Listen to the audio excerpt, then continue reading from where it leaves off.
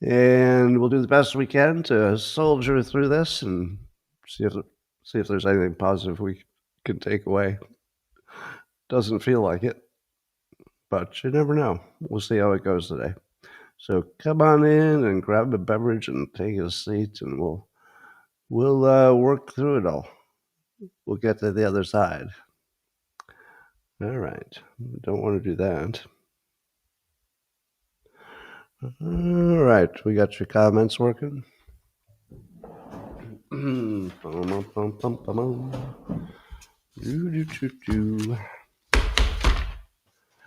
Good morning, everybody, and welcome to the highlight of human civilization. It's called Coffee with Scott Adams, and you've never had a better time. Although that doesn't make sense today because I know you're all in quite a funk. But we'll work through it. We'll work through it. And if you'd like to get to the other side, even though it's too soon, we should wallow in this a little bit more. I think that would be appropriate and respectful. But we're still going to do the simultaneous dip, and all you need for that is a cup or mug or a glass, a tankard, chalice or stein, a canteen, jug or flask, a vessel of any kind. Fill it with your favorite liquid. I like coffee.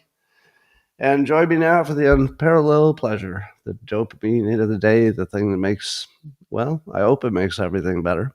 This one's for Charlie Kirk. Respect.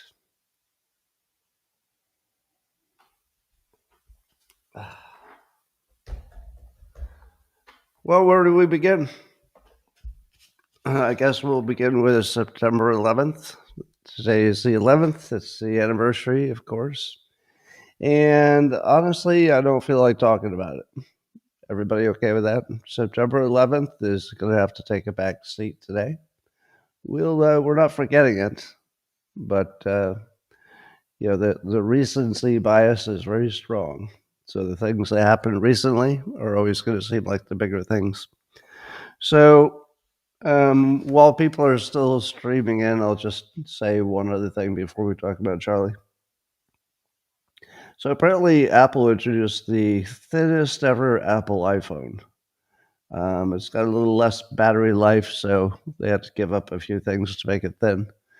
But I wonder if they still made it slippery and breakable, because I can't believe Apple used to make the slipperiest phone that was also very breakable. And you would always put a case on it. So I'm trying to imagine any scenario in which I would get their thinnest Apple iPhone ever, and that I wouldn't put a case on it. So it's not going to be thin when I'm done with it. It's going to have a big old clunky case. Anyway, enough of that. All right, we all want to talk about Charlie Kirk. Let's just do that. You know that 31-year-old conservative activist Charlie Kirk was tragically shot and killed at a Utah Valley University event where he would often do these little events where he would go in public and in front of a big crowd, he'd debate people. And as you know, a one shot rang out, they think from 200 yards away, and it took his life. The suspect, unless something changed in the last few minutes, is still at large. The manhunt is ongoing. I did hear that they found a rifle. There was a rifle in the woods, approximately where they thought he might have gone through the woods. And allegedly, this is from Stephen Crowder. He got some information on this. Allegedly, there was 3 unspent rounds, I guess, that had carved on them some trans stuff and something about anti-fascism. So if we were to believe the bullets, it might be a trans shooter or somebody who's pro-trans and really, really cared about it. But we don't know. So I would say that the reports about the gun and the reports about what's written on the bullets, I wouldn't fully believe any of that yet. So I would warn you, that's still fog of war stuff. So the odds of both of those things being true, I don't know. It'd be hard to put odds on it. As many of you have said, And Greg Gutfeld said it yesterday that the name of Charlie's organization was Turning Point. That was a hugely successful young people organization of conservative, politically active people. Hugely successful. And it was called Turning Point. And a lot of people noted that this feels like a turning point.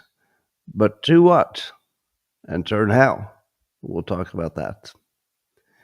I also heard Greg say on the Five yesterday that Charlie had substantial power, the right kind, the persuasive. I did everything you need to do to get the right kind of attention. Yeah, that was a big power. And some would say, and I would say this, I don't think Trump could have gotten elected at least a second time without his bringing the young people along. So, how important was he? Really important. How much power did that represent? A lot of power, a lot, especially since he had sway over the younger generation. So it's going to last a while. But as Greg noted, Charlie's energy is impossible to destroy because energy doesn't get destroyed, it just moves. And that energy has to go somewhere because he was the keeper and controller of an immense amount of energy, personal energy, but also political energy. That goes somewhere, it doesn't disappear. And there are a whole bunch of people in the public who feel like some of that energy entered them. I feel that way. As soon as I saw the news, I thought what many of you thought, which is, what can I personally do? What can I do? I can't help the wounded, right? Too far away. Money isn't exactly the solution for this one. What can you do? So the only thing I could think of doing yesterday was I went live for the people who are my normal audience. And I just knew that you needed to not be alone because that's what I needed. And I figured you'd feel the same. A lot of us live in this weird bubble where we don't hang around coworkers or even family members sometimes who share our understanding and feelings about all things political. So we really, really needed to hang with each other for a little bit. It's what we needed, just just to get it out of our systems, talking about it. So I went live, and that was one little thing, very little thing, but it was one positive thing I could do. So I did it. If you can think of anything later that is a positive thing you can do, I'd encourage you to do it because right now doing things is part of the recovery. You just got to find a purpose. You got to say, all right, that was horrible. And it's, beyond words horrible, but I'm going to do something. I'm going to make something better. I'm going to change something. And we'll talk quite a bit about that. Well, so other facts that are either interesting or should be known.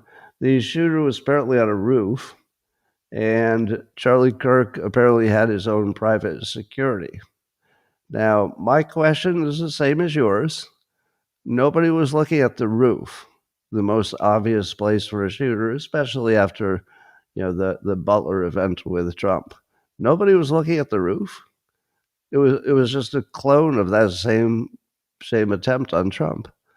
Um, and an event like that, are you telling me that the college didn't have a drone, that they would just sort of naturally check the rooftops, and that a security group, they also didn't have a drone, or they weren't allowed to run it for some reason? So we got questions about the lack of drones, don't we? Because if Charlie was worried enough that he had his own security, it seems like checking the roofs, at least visually. I mean, they could have seen it visually. The guy was in plain sight. So we'll see. What else?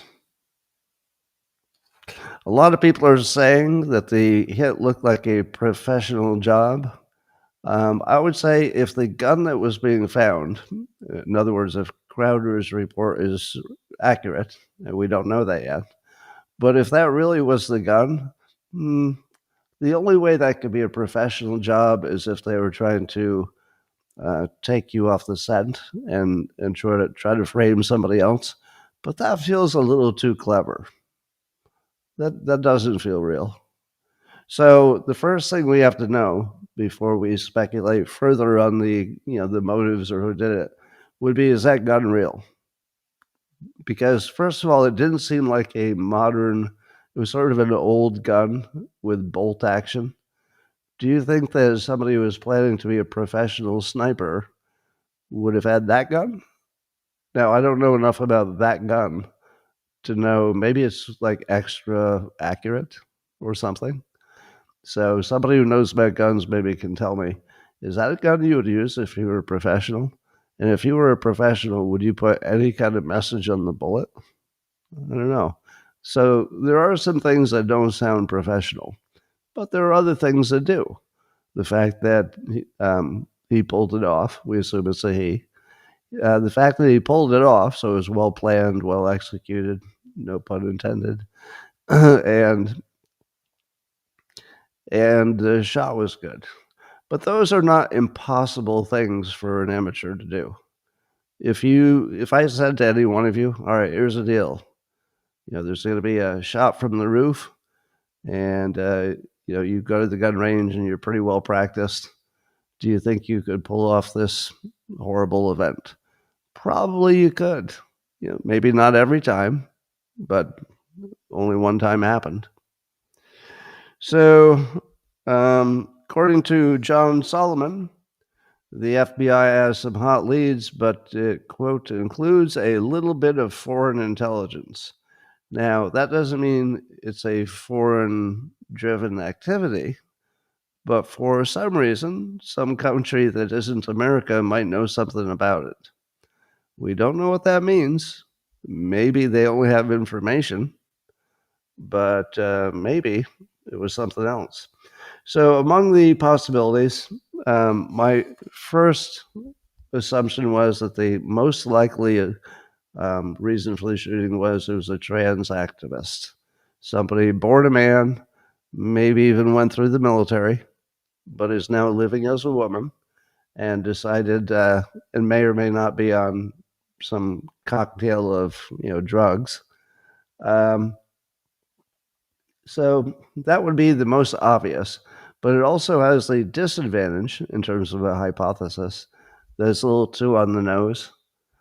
So, the thought that it's just an angry Democrat who has been convinced that, all Republicans are Hitler, maybe.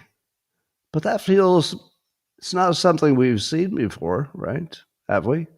It's usually a crazy person. So it might be a Democrat who is crazy, but maybe trans, maybe angry Democrat. Not ready to say that it's either one of those yet. But I'm going to throw in some other theories that I'm not sure if I'll say it on social media because that's a little bit too much interest. So if you don't mind, don't clip this. Let's keep this to this audience. There are things you can say to a specific audience that maybe shouldn't go bigger. So as a favor, don't clip this. And here's what I wanted to add to the possibilities. If you were Iran and you wanted revenge on Trump, how would you do it? Well, he's too well protected, and it would be too big of a problem if you tried to kill him. Although there were rumors that they had some kind of assassination teams. I don't know that that was ever confirmed, but that was part of the news. And knowing that one of the things Trump did was took out your general. Well, actually, you could argue he took out a lot of leaders if you imagine he was working with Israel. But at the very least, Trump took out Iran's top general, Soleimani. Could it be that the Iranians said, we can't get to Trump, but we want to respond with something that's in the same lines. And Charlie Kirk looks a lot like a general. He looked like somebody who was loyal to Trump and was a professional who woke up every day trying to make the Trump world a better place. He seemed like a general. So one of the possibilities, I don't think it's a high possibility, but I'm just going to throw it in the mix, is that Iran did it as revenge on Trump. Because remember, Trump killed their general, not their leader. If they also killed one of Trump's generals just to send the message without confirming it, not claiming any credit, but it's possible. There's another possibility that's even more horrible, that it's the cartels. Do you think the cartels would not want to be in a war with the United States because they can't win a traditional war? But they may find it intolerable that their leaders are being rolled up and their boats are being shot out of the water. Maybe, again, this would be low priority or low possibility, but not impossible. The cartel said, tell you what we're going to do. We're going to make it really unpleasant to be Trump if he keeps doing this. And we can't get to Trump, but we can get to other things he cares about. Yeah, somebody like Maduro, maybe Venezuela, maybe the cartels. So again, I wouldn't put high likelihood on the cartels or Iran, but I wouldn't rule it out. And I'm not sure how I would even rank that compared to, angry, crazy Democrat who got off a lucky shot. So still lots of possibilities. There's some of the rumors that are attached to it probably will turn out to be nothing, but I'll let you know what people are talking about. There were two people behind Charlie and behind the little tent that were part of the crowd. One of them looked like he was signaling something right before the shot. It looked like he touched his hat. Now, maybe he was just adjusting his hat, but it looked like it was a tip of the hat. And then the shot rang out. And then there was a guy next to him who seemed to be signaling something with his hands. Maybe, maybe not. And that also came right before the shot. So if I had to bet, I would bet they're unrelated. Just somebody touched his hat and somebody did something we don't understand. So probably not. And the reason I say that is that they were standing directly behind Charlie. If you were going to signal something or you were part of the plot, the last thing you would do is stand in the place that would be most photographed, right behind him, and also close to where the bullets are going to be flying. So I don't think they would be there doing that. There's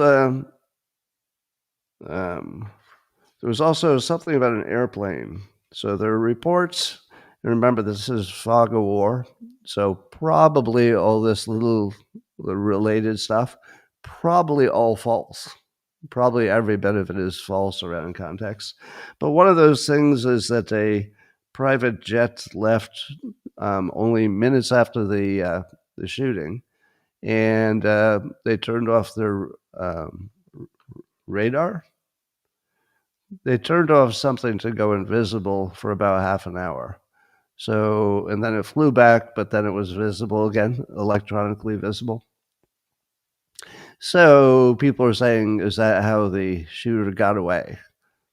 Probably not. Probably it was a transponder. They turned their transponder off, not the radar. I think that sounds right. Yeah, the transponder. So they couldn't be tracked for a while. So I don't know what that's about.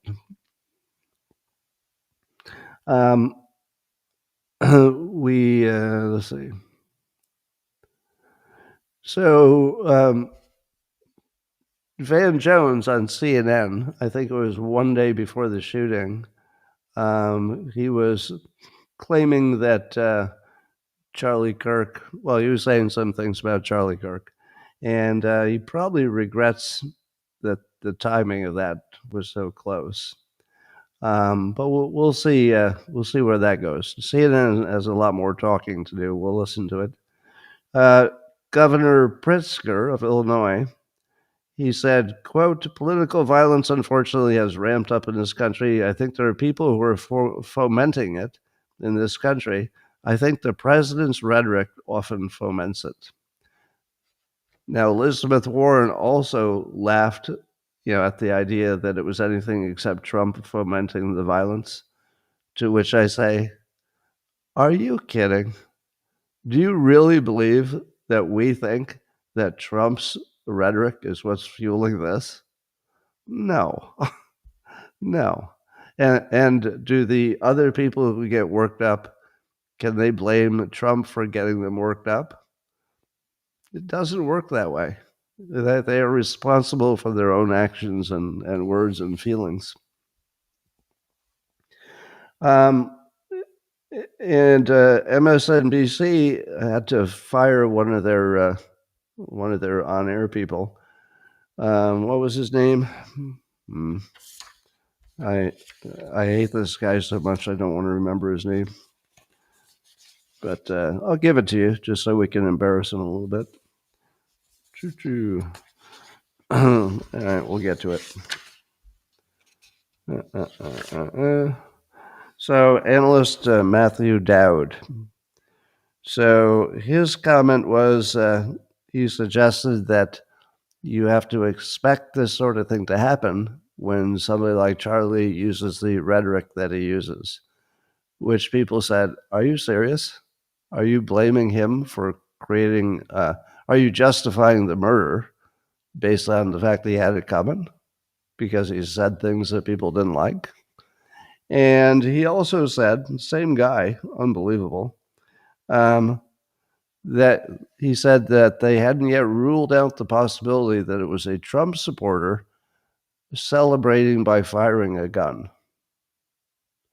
He actually said that it might have been a Trump supporter celebrating by firing a gun. At what? At a crowd of people and hitting the person who's in charge, like just accidentally firing a gun. Unfrickin' believable. Yeah, that guy got fired. And MSNBC, I think, had to. They didn't have any choice. The public was going crazy on that. Now, as you know, MSNBC, CNN, a lot of the mainstream media has been for now, 10 years, been calling Trump and his supporters Nazis and calling him the Fuhrer, saying he wants to rewrite the Constitution and steal your democracy and become a dictator. Do you think that any of that creates some danger for a Charlie Kirk kind of a person? And the answer is yes, there's a direct line. There is a direct line from the news and the way they cover it and the language that they allow on the air. That's what causes this. It's direct. If you didn't have the news architecture that you have, this wouldn't have happened. And here's the other thing. Everybody knows. Every fucking person knew that this was going to happen. Every fucking person knew this was going to happen. Did we warn about it? I did. I said in 2020, if Biden gets elected, that Republicans would be hunted. And it was because I saw a change in the way they talked. The change in the way they talked previewed a change in their behavior. And I could see it clearly. It's sort of a hypnotist thing. And sure enough, how many Republicans have now been shot or destroyed? I won't even count people like me who were canceled entirely by Democrats. There's not a single Republican who ever canceled me. Not one. Not even one. But they didn't kill me. So there's that. I got that going for me so far. So let's do the score. If you're watching CNN or MSNBC, you have noticed that they're trying to do a both sides treatment of this. As in, well, it's not the Democrats who are violent. because look at all these other examples where Republicans were violent or where a Democrat got killed. So here's the score. Even though keeping score is vile, it's part of the conversation now. So you should at least have the facts. So we know that Steve Scalise got shot up during that baseball game. Charlie Kirk, of course. Trump was attempted assassination twice, and of course the J6ers were rounded up, etc. So that's a lot of hunting of Republicans. But as Jake Tapper and others like to point out, it's not only Republicans who have been killed. In February of 2022, some mayoral candidate in Louisville was targeted. So shots were fired, but no injuries. And later, I guess the guy who shot was convicted. All right, so that's 2022. And it was not successful in terms of assassination. Then October 2022, by the way, I asked Grok, so this is coming from Grok. And Grok says that Paul Pelosi, Nancy Pelosi's husband, was attacked by the crazy homeless guy with a hammer. And so they're counting that as a Republican attack on Democrats, I guess. Well, that's what, Grok is putting it on the list. Then there was that, this is more on point. Josh Shapiro, the governor of Pennsylvania. There was a crazy guy who was an anti-Semite and tried to burn down his house and kill him, but his family was all safe. Then there's a state representative in Minnesota, Melissa Hortman, in June of this year. She and her husband were shot and killed in their home by that guy who was impersonating a police officer. And apparently that was over abortion. So it was a political killing. There was a state senator in Minnesota in June that was shot multiple times. And I think that was the same guy who shot the other ones. So we've got one guy who shot multiple people. So I don't know if you count that as one or multiple. But the Josh Shapiro one is pretty on point. So if you're wondering, does it only go one direction? Well, that one time it didn't go one direction. So, and then, so if you're wondering, where did all this happen? How did our rhetoric become the dangerous kind, where people are willing to kill sometimes Democrats, sometimes Republicans? Well, according to Stephen Miller on X, you can draw a straight line from Obama's presidency to today's assassination. Stephen says he created the activist culture of getting in people's faces, yelling at relatives, and literally demonizing political opposition. Charles Krautheimer pegged him from day one, and Stephen says, may his political party suffer the consequences. Do you buy that? Do you think that Obama's the one who elevated the conversation to you got to get tough and get in their faces? And did that cause a ripple effect which led to violence? Well, I don't know.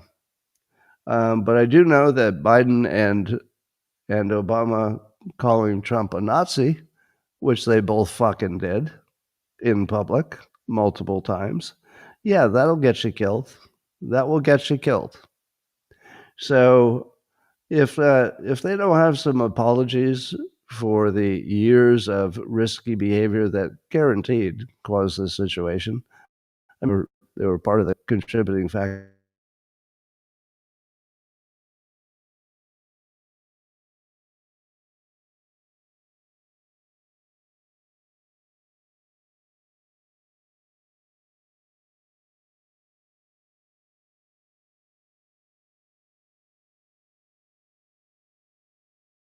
We're going to hear that there might have been. Oh, he had some apps. Well, did you know that BLM still exists? Apparently, they have a leader, somebody named Terry Wilson, who went through a Charlie Kirk vigil in front of the Capitol in Idaho, and decided that a smart thing to do would be to go through the people mourning Charlie Kirk and yell "F Charlie Kirk" multiple times at supporters. You might not be surprised to hear that some fighting broke out. But the surprising part about this, I didn't even know BLM still existed. Did you? Did you know BLM still had something like an organization? To which I say, why? Why does that still exist? I can't even believe it. All right. You may have seen a clip of TMZ when they were finding out that Charlie died. They were live. And at the same time that they found out that he was dead, there was a big cheer that went out from the staff from a back room. And Harvey Levin was, talking, and you could see him looking uncomfortable when the laughter and cheering happened. Now, I assumed, as many did, that he's going to need to have to explain that.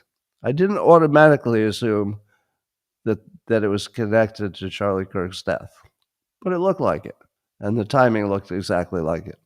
Well, today, TMZ and Harvey apologized and said that wasn't over Charlie Kirk, but that some of the staff was watching a car chase that was unfolding in real time on the other TV in the other room.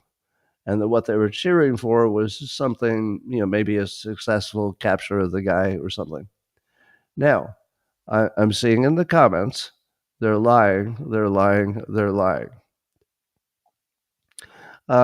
Maybe they are, because that would be the end of their business, wouldn't it? If it really happened, that's the end of their business. They're out of business if that really happened. Now, one possibility is that the staff lied to the boss to save their own asses. No, we were looking at the television, and probably they have TVs on all the time. But do you believe that at the height, right in the middle of the most tense part of watching the coverage about Charlie, when we didn't know yet if he had a chance of making it, you think that they decided to go watch a car chase and that they were all excited about it and they'd completely forgotten about Charlie?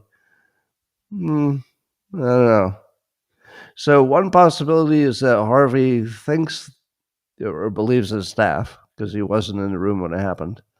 So I wouldn't blame him for believing his staff. And I certainly would understand if they thought, oh, shoot, we better lie. I don't know if they did, but I would understand it if they did. I mean, that would be a normal human weak thing to do. However, I got to give you some full disclosure. I'm not unbiased about TMZ. Some years ago, there was a little drama with me. Long before I got canceled, there was something else that looked like it was going to get me canceled. It was just something taken out of context. TMZ was the only publication that called me at home and said, "Is this true?" And it wasn't true. And I told them it wasn't true, and they said, "Oh, okay." And they did not run a story about it. They're the only ones who fact-checked it. The only ones. Everybody else, pieces of shit, they ran the story like it was true, and it wasn't.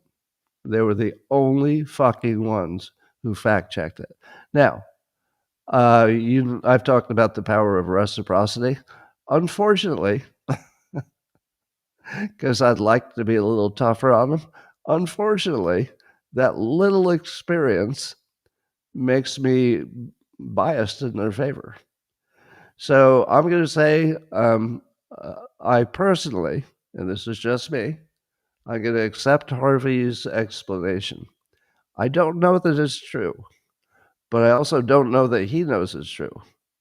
But if his staff told him it was true, and he didn't have a reason to doubt them in general, even if they lied, I'd still give him a little bit of a pass because they may be lying to him. But I absolutely understand if you think I don't believe a fucking thing about that. They're all lying, and he knows it. If you believe that, I respect that.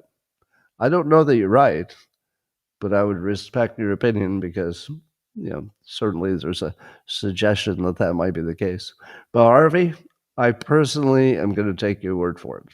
I think you've earned that. So, for what it's worth. However, there were a lot of people in a lot of places that were literally cheering for the death. Now, if you say, my God, they're monsters, you might be missing the larger context, which is half the country has been hypnotized into believing that he was a monster or serving a monster, Trump. So if you had heard that a monster, somebody who could steal your democracy and ruin the country, if you heard that somebody you thought was that bad of a monster, wouldn't you cheer? When bin Laden was killed, didn't cheer a little bit at all? When Soleimani, the Iranian general, got waxed by Trump, you didn't feel a little bit happy? So obviously, Charlie is not analogous to bin Laden or Soleimani, but Democrats think he is, right? They think he is. So if the thing that bothers you is they celebrated, then you're one level away from the real problem. The celebrating is a natural, you'd expect it really, if they've been told that Hitler is putting together his team and this is one of Hitler's generals. The problem is not the celebrating.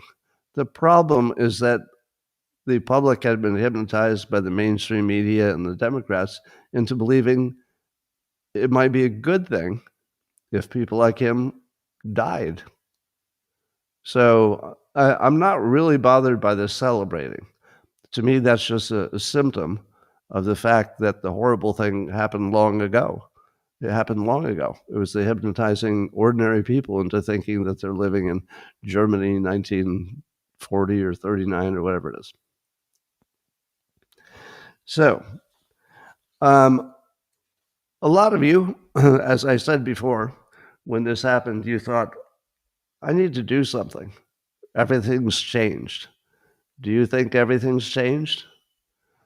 I'm worried that it probably hasn't. But I will speculate on a few things that might be big and might change. And we'll just run through that. Number one, do you believe that there will be gigantic protests in the street over this? The answer is no. And it's not because, as somebody said, Republicans are not the protesty kind of rioting people. That's not the case. What's true is that every organized protest has organizers. And I don't believe that there's an organizer who would want a bunch of Republicans to go riot. So there's no organizer. So I don't think there's going to be like, public disobedience or something like that. I don't think that there's anything to donate to necessarily, because if the internet is right, Charlie had amassed a pretty substantial little estate. So if there's any way to help the family in the short run, please do. And that might include giving some short-term money. Long-term, they might be okay. But that assumes the internet is right when they talk about its net worth. Don't know about that. So people say the line has been crossed and everything's different, and I don't know. But let me suggest a few things that might change. Number one, I saw Mike Cernovich helpfully point out that this would be a good time for congressional hearings now, he said in a post on X. He goes, every billionaire funding far left-wing extremism, Soros, Bill Gates, Reid Hoffman, massive RICO investigation now. Every dollar accounted for, every pass-through group's financial records public. What do you think of that? Now, you might say, well, why haven't they done that anyway? Why don't we know by now everything that's happening in these NGOs? We know a lot, and we know that they're corrupt money laundering organizations, but maybe even go bigger and just make all NGOs illegal unless they've gone through some specific kind of vetting process. Just make them all illegal, not permanently. You say, all right, you could be illegal, you could be legal, but you're going to have to answer all these questions in writing, who's in charge and what you do and what you do with the money. You'd have to agree to be audited, stuff like that. So I'm 100% in favor of the government going way more aggressive on RICO investigations for this massive criminal enterprise called Democrats. Would it work? Well, remember the Democrats have really good lawyers and lots of them. So probably it would just get all tied up in the courts for 100 years until Trump was out of office and it all went away. But it's one thing we could do. It's one thing we could do. And I'll tell you one thing that's changed is risk tolerance. When one of your own, and by the way, I take this very personally. I didn't know Charlie personally. My only fleeting connection was he once invited me on his podcast, and I thought I was going to be dead in a few weeks, so I didn't return his message. So I never talked to him. But it's still personal. This one's personal because I consider myself say a brother in arms, meaning that we were in the same war, in the same platoon. I just didn't know him personally. So the fact that he got taken out, that's personal. That's personal. And so when that happens, my personal risk profile gets adjusted. When I say, you mean there's a chance I'll be shot? All right, then RICO every one of these motherfuckers to the ground. I wouldn't have wanted to, destroy the country by going after the billionaires and really making it that overtly political. And it would be massive destruction. Now I'm all in. I'm all in for the massive destruction. Yep, it's risky. Let's do it because it's something we can do. It's not directly related to Charlie, but it changes my risk tolerance, and I'm all in now. I believe the Democrat Party has to be totally dismantled.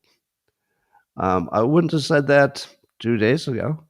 2 days ago, I would have said the healthiest thing for the country is that there are two strong political parties battling it out in a war of ideas. But you know who else thought that? Charlie fucking Kirk. He thought that we could talk it out. His whole model was based on polite debate and doing it in public so everybody could see it. That didn't work. He got shot to death. So now we just need to destroy the entire Democrat Party legally, not illegally, not with guns, legally. But I am no longer content with the Democrat Party existing in its current form with its current supporters. It could be reconstituted into something honest, but at the moment, I think it needs to be ripped out by the roots. Now, that will be very bad for the country. It will make us, at each other's throats, and it would be a bad idea if Republicans just had all the power forever and there was no risk that they would lose it. I'm not in favor of that. Until now. Now I'm in favor of it. It would be a big risk, wouldn't it? Okay. People would get killed if it got this tense. That's very tragic. Do it anyway. We can no longer settle for the status quo. Whatever this big Democrat machine is, and again, it's not like the leadership of the Democrats, ordered the hit. I don't think that happened. But I do think that they knew that they were creating a situation that was a mortal danger to Trump supporters. They're trying to kill us indirectly by creating a situation in which somebody's going to take the shot. And that's what happened. It looks like it. It's still possible there's something about that shooter we don't know, and I might be wrong about everything. But even if I'm wrong about the motivation entirely, I'm not wrong that they're still creating a situation that it would happen tomorrow because they haven't stopped calling him Hitler. They're blaming him for the shooting. It didn't get better, it got worse. So, yes, I'm with Mike Cernovich. We need to rip open this whole billionaire game, whatever's going on there. The second thing that I will commit to you is something I rarely, almost never do, but it's time. And I've told you this before. One of the things that happens when you become a trained hypnotist is that if you have any sense of, morality or ethics, you gate yourself, meaning that I have too much persuasive ability, and I literally keep it in a box because letting it out, it's dangerous, and it would take people's their illusion of free will, I guess. Um, and it would give me more power than I should have in society. Um, and one of the reasons, by the way, I don't know if I've ever told you this directly, but one of the reasons that I don't do more of a professional show, obviously, I'm not putting any work into my background. I just put a light on my shelves. That's it. Is because if you get to the Charlie Kirk level of notoriety, you need security. You can't even walk outside. That's the way things are going. So I have always intentionally stayed below the level where somebody would want to take a shot at me, but still big enough, enough people watching that if I had a good idea or I was persuading something, people would notice. It would get to the right people. So what I often say is that for reasons of ethics and morality, I never turn on my power of persuasion to full force. I always hold back. I'm like 60, 75%, something like that, because it just doesn't feel right to erase somebody's free will, basically. I changed my mind. I'm taking all the controls off to destroy the Democrat Party.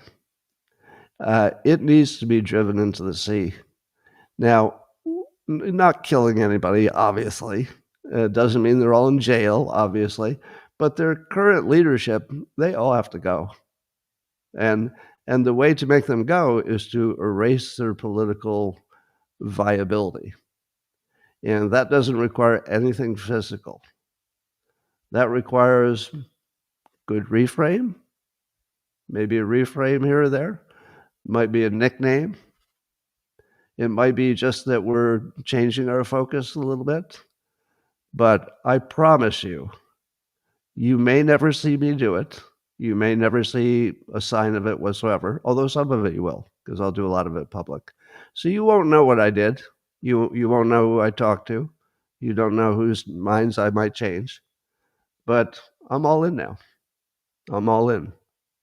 I want to destroy the entire existing Democrat Party for the good of the country, because they become just monsters at this point. But I would like them to be reconstituted at some point so that we have a real system with two parties. That would be great. We don't have that. We've got a criminal enterprise and then a bunch of people who are trying to fix things, and that's not the same. So I'm going to be persuading against the criminal enterprise, the liars, the Hitler-loving or the Hitler-obsessed ones, and I'm going to embarrass them if I can. I'm going to put them in awkward situations if I can. And you may never see a side of it, but is there a turning point? Probably. Probably. Won't happen fast, but I'm all in. All right.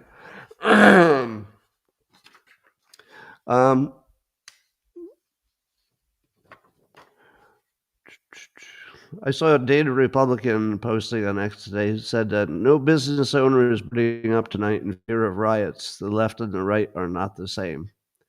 Well, I agree with that. But I remind you that riots don't happen. They're organized. The Republicans simply don't have that machinery to organize these, or the desire to do it, to organize these fake protests, the fake BLMs, the fake Antifas, the fake No Kings bullshit. So they don't have that corrupt enterprise. So that's why. And I just think in general that people wouldn't organize for anything on their own. All right. People are pretty mad and trying to figure out what to do. I saw a post by Matt Van Swall that Elon Musk was boosting. Matt said, if I am being perfectly honest, Elon was right. I think I'm beginning to lose the will to be tolerant. So, tolerant is what I just gave up. When I told you I'm all in, I'm done being tolerant. They have to be destroyed. They have to be destroyed. Musk said, if tolerance means the end of Western civilization, then we cannot be tolerant.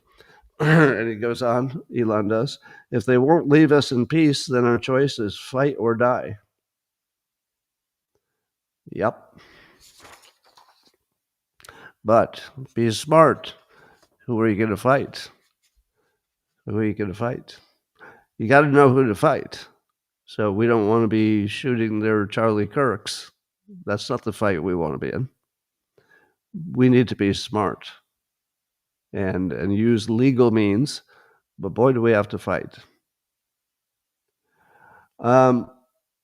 In other news that's related, Trump made a surprise visit to a DC restaurant to, show that it was safe to go out again. And apparently there was some left-wing protesters who got wind of it and started shouting at him in the restaurant. Now the question is, he didn't announce that restaurant, so who tipped off the protesters? Better find that out. Because talk about a security violation. Oh my God. So I worry about that. I should tell you that I posted this on X as well, that several years ago, I stopped doing public events. I wasn't invited to as many after I started backing Trump in 2016, but I still could have been invited to, some colleges that wanted to cause some trouble and stuff. Berkeley invited me at one point, some organization did. But I started saying no to all public appearances for this reason. It's because once you get called a Nazi or a Nazi supporter, it's not safe to be around 1,000 people, because the odds of one of those people believing it's literally true that you're a Nazi and they've got to do something about it is really high. So I've been basically, staying home for years. That's why. Here's an idea that I've floated before, but it never seemed like a real idea. But now it does. And this was written out. Did I not write that down? Okay. Dr. Insensitive Jerk, he's the anonymous economist I've mentioned before. He said he's got a solution that you should just ban the guns for Democrats. Now, that's an idea you've heard from me before. He credits me with that. If you were to reduce guns to Democrats and let Republicans keep them, how much would that reduce the rate of crime in the country? Well, I don't know. The Democrats think that fewer guns means less crime. And if the Democrats are doing most of the gun violence, I don't know if that's true, but let's say it's half of it. If you can make half of the gun violence go away just by Democrats saying, hey, guns are bad, we'll give up ours, why wouldn't you do it? I would love to see Trump suggest this. Now, I don't think there's any chance it could happen for constitutional and legal reasons, but wouldn't you like to make the Democrats have to deal with the question of whether guns should be banned only for them? Because it's actually a fair question. It's a fair question. Let me give you an analogy that may or may not work. So this is not an argument, it's an example. Examples are not arguments, but it's just so you have some context. You remember well, you know that the members of the Sikh religion, S-I-K-H, or is it S-I-H-K? I forget. But they have as part of their religious practice that the men should carry a knife at all times. Now, of course, that was a problem at one time because people said, no, you can't take a knife to the places where nobody else can take a knife just because it's your religion. But correct me if I'm wrong. I need a fact check on this. It's S-I-K-H. The fact check is this. Were they not eventually allowed to carry their knives under the understanding that they were a special group who were very unlikely to use them for violence? Maybe self-defense or something, but not to commit a crime. Now, I've not in my entire life ever heard of a Sikh who used his ceremonial knife to commit a crime or rob somebody or murder somebody. Does it even happen? I don't know. So there is, I'm not sure about this, but there might be some precedent for the idea that someone could have a weapon and someone could not while living in the same country.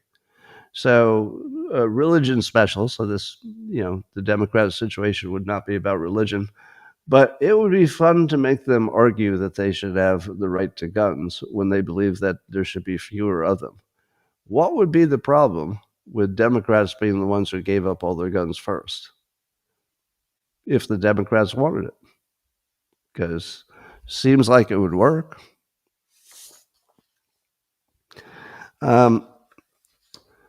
In other news, well, let's wrap this up. The Charlie Kirk thing. There's probably some news that's happened even while I've been talking. We will stick together to get through this. You should definitely look to see if there's anything you can do, even if it's small, about this. All right. You know what I'm going to do, but maybe you could do something too. Even if it's just talking about it or posting about it or, persuading. But try to do something. If it's really gotten into you, do something. All right, and get some exercise today, please. Will you get outside if you can? This is a day where you need to sniff a tree. You really need to sniff a tree today. So get outside and maybe take a long walk and see if you can ground yourself again. We will be okay. Charlie's family, they're not going to be okay. And we should not kid ourselves that they're going to get over it anytime. Really, anytime. It's not even anytime soon. They're not going to get over it. And we should be thinking about them. But I'll see what I can do in my limited way. Well, as you know, Netanyahu and Israel bombed the leadership of Hamas, who were, they thought, safely staying in Qatar. And Trump apparently did not know that was going to happen. Now, he called Netanyahu, and I guess they had a tense phone call when Trump said some version of, why'd you do that without talking to me? And he didn't think it was a good idea after the fact. And Netanyahu argued that it was a limited window. They weren't going to be there all day. And if they talked about it too much, maybe it couldn't happen. So I don't know if that's really the reason, because it does feel like Netanyahu could get Trump on the phone if he called and said, I can't tell you why, but you need to put the president on the phone in the next 10 minutes. I feel like he might have been able to get that because the president takes calls. If somebody walked into a meeting that he was in and said, Netanyahu says you need to talk to him in the next 10 minutes, you don't think he'd take the call and pause the meeting? I feel like he would.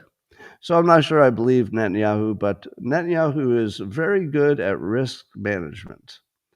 And you can hate him for what he's doing. I would get that people are on different sides of that. But he's really good at risk management. And once again, I feel like he called it right, because this is definitely in the category of, well, it might be better to apologize for it than to take a chance of not getting it done.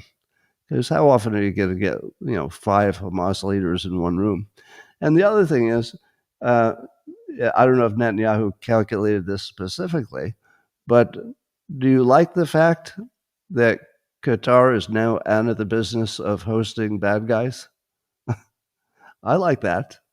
I like the fact that Qatar is saying, maybe we just shouldn't do that anymore. Maybe if the bad guys are in a war, they need to go somewhere else. So I think Netanyahu killed several birds with one bombing attack, in that he got rid of that model where they can just live in luxury in Qatar while their soldiers are dying in the field. Nope, you can't do that anymore. If they're dying, you're dying. We'll find you wherever you are. So I think that was strategically probably brilliant. And I think that Netanyahu, I hate to say he's managing Trump, because the way I see it is they try to manage each other. They both have some influence over the other. But on this particular turn, Netanyahu probably managed Trump successfully. I don't love that, because that's not my country. My country is the United States, and I want us to be in charge of the United States and nothing else. But given that Netanyahu, in my opinion, doesn't want to make peace with Hamas, I think they want to capture all the territory and dismantle Hamas. And if you did a peace deal, they would still be in power in some way. So I don't think that Netanyahu has any serious interest in peace. I think he has a serious interest in completely clamping control down everywhere that they don't already have it. And they're doing a good job getting there. The only price, and I say only like it's small, I think that Netanyahu is intentionally trading off their biggest asset. Now, remember, I told you I think he's really good at risk management. What he's risking, by the way he's prosecuting the war, is the goodwill that, and whatever, persuasive magic comes out of the Holocaust. I believe he's trading that away. Because even though the 60,000 ish that have been killed in Gaza, that's a big number. 60,000 people. My God. But it's only 1% of the 6 million who died in the Holocaust. However, as I mentioned earlier, we have a recency bias. So the 6 million that died decades ago, no matter how horrible that is beyond any imagination, what happened more recently still has sort of a bigger footprint, because we're affected by things that happened recently. So Israel is, trading on October 7th, but also trading on the Holocaust. That would be their entire narrative for goodwill. And I think that Netanyahu, love him or hate him, is really good at risk management. And I believe that he is very intentionally saying, you know what? This would be one time where giving up some of that Holocaust goodwill makes sense. Maybe we can get it back. But at the moment, we're going to spend it. And that looks like what he's doing. So I remind you that I don't back Israel. I'm not supporting them, and I'm not disavowing them either. I'm simply observing that they're pursuing their self-interest as a country. That's what every country does. Everyone, all the time. They're not the ones who are trying to do what's good for their country. That's every country. So that part I can observe without liking, maybe. So sometimes I'm not happy with it. Sometimes I don't care. But in either case, it doesn't matter what I think. So I don't have an opinion on whether it's moral or ethical.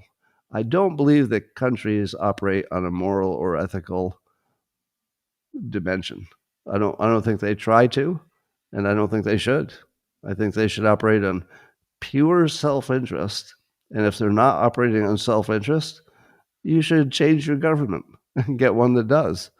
Your country should come first if you're in that country. So don't ask me my moral opinion about what Israel's doing. I believe that if the other side was in power, that they'd be doing lots of stuff you don't like. And it would be really, really bad for the people in Israel. So it's two sides that look like they want to, let's say, I won't even use the word. I'm not going to say genocide because I don't like word thinking. We all know what's happening. We don't have to put a word on it. Apparently, the military industry, Anduril, that's Lucky Palmer's company. I guess they have a new product they're selling to the Pentagon that would make the U.S. Army soldiers like superheroes. So they'd have some augmented reality glasses on that they could do all kinds of things that a regular soldier couldn't do. But 159 million, they're betting on it. So it's that could be a big deal. I feel though that giving human soldiers these high tech abilities is probably just a very short window between why do we have a human there? What's the point of having a human? A robot could do that. So I feel like it's going to be robots pretty soon. But at the moment, it's humans who are cyborgs. According to Newsmax, the White House is going to cut grants for minority-serving colleges. So in other words, they're going to stop giving money to colleges that are spending that money based on your ethnicity. And I said to myself, is it Palmer Lucky or Lucky Palmer? Well, I apologize to him in advance and also for all the other times that I randomly put his name together. So what I've decided to do is, since he's done the bad thing of having two first names and two last names, I'm going to say that I don't care which order they're in. It wasn't my problem. I'm not the one who gave him two first names. So if he could have two first names, it's sort of my life. Some people call me Adam Scott. Some call me Scott Adams. Same problem, but I don't complain about it. So he probably doesn't either. Anyway, I like him. But I'm surprised that there were any colleges in 2025 that were still doing large, expensive things only for some ethnicities, but not for white men, I guess. So, putting an end to that, there's a theory, popular mechanics is talking about this, Darren Orff, that the internet will be more dead than alive within 3 years. Now, dead means that it's bots instead of humans. So apparently there are now so many bots that the percentage of humans are going to be crowded out. So it's called the dead internet theory, that eventually the internet will be only robots and that humans just won't even be there. I suppose we would ask our robot, hey, robot, what's the capital of France? And then the robot would go on the internet, and then the robot would tell you the answer. But you wouldn't have to go on the internet because the internet is just robots or something like that. It's called the dead internet theory. Anyway.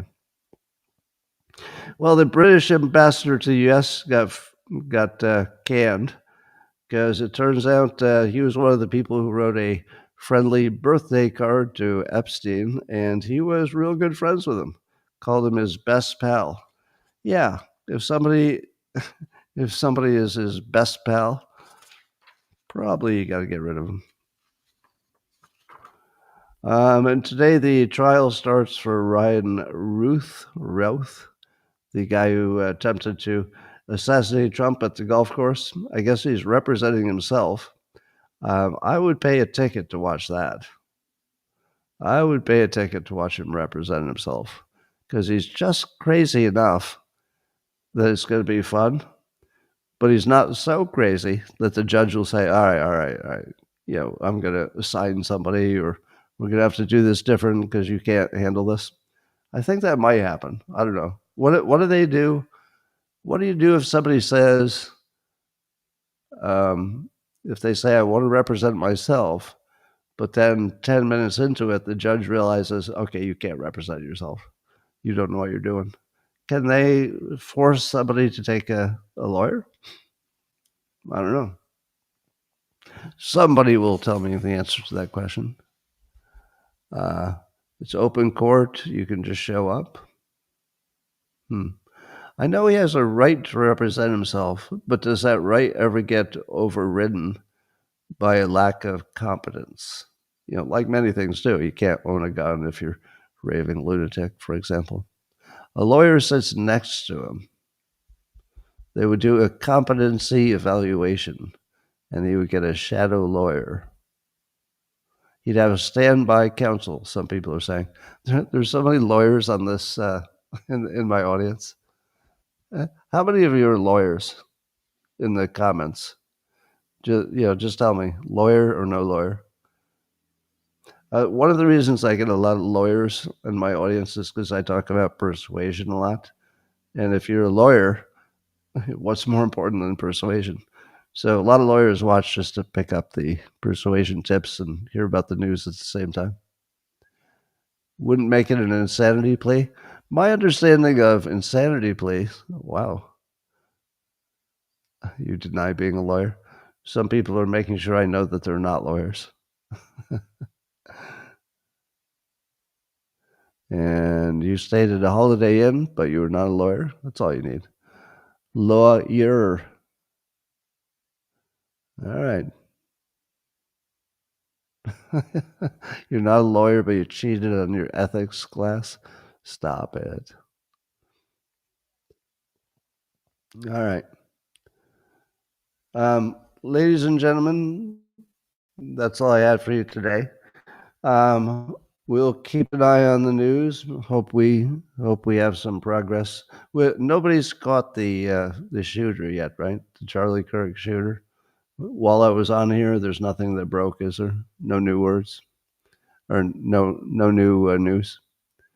All right. All right. Well, I'm sorry my cat didn't make an appearance today. She was here earlier before you were. What's the best way to embarrass people celebrating Charlie's death? Well, I think the ordinary shame mechanism works, where it's your attitude as much as your words. So if you show disgust, it might have some effect, but I don't think they care about the disgust of people on the other team. So Charlie Kirk is getting the Presidential Medal of Freedom posthumously. Yeah, I'm in favor of that. Greystone then. All right. I guess we got work to do, people. I'm going to talk privately to the beloved members of Locals. And the rest of you, I hope you can enjoy your day. But I'll be private with the Locals people in 30 seconds.